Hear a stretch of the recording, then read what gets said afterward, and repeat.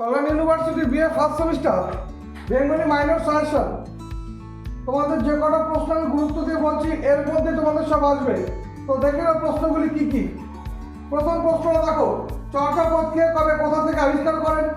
চর্যাপদ প্রতিফলিত তৎকালীন সমাজ চিত্রটি বিশ্লেষণ করো। 2 নম্বর আর 3 নম্বর থেকে একটা প্রশ্ন তোমরা ফাইনালে পাবে। বাংলা সাহিত্যের ইতিহাসে চর্যাপদের ঐতিহাসিক গুরুত্ব সংক্ষেপে লেখো। আর 3 নম্বর যে প্রশ্নটা, শ্রীকৃষ্ণ কীর্তন কাব্য কে কবে কোথা থেকে আবিষ্কার করেন?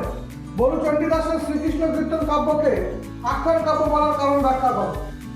4 নম্বর প্রশ্ন দেখো, শ্রীকৃষ্ণ কীর্তন কাব্যের বিষয়বস্তু সংক্ষিপ্ত আলোচনা করো। 5 নম্বর যে প্রশ্নটা, বাংলা সাহিত্যের প্রথম চৈতন্য জীবনী কাব্য কোনটি এবং কেন? এই বিষয়ে তোমার মতামত দাও। 6 প্রশ্ন খুব গুরুত্বপূর্ণ, আসবে। মহাভারতের শ্রেষ্ঠ অনুবাদক কে?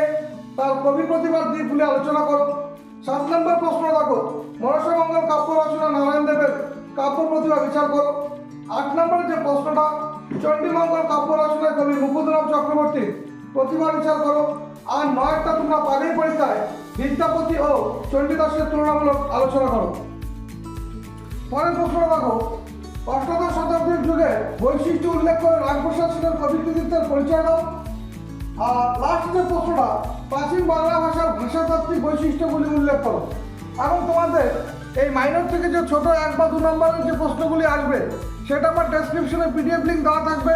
মাত্র 30টা বা 35টা প্রশ্ন ওখানে দেওয়া আছে, ওর থেকে তোমরা পাবে। আর ওর থেকে সব কমন আসবে, তোমরা ডাউনলোড করে নিতে পারো। আর ভিডিওটি ভালো লাগলে লাইক শেয়ার সাবস্ক্রাইব করে দিও।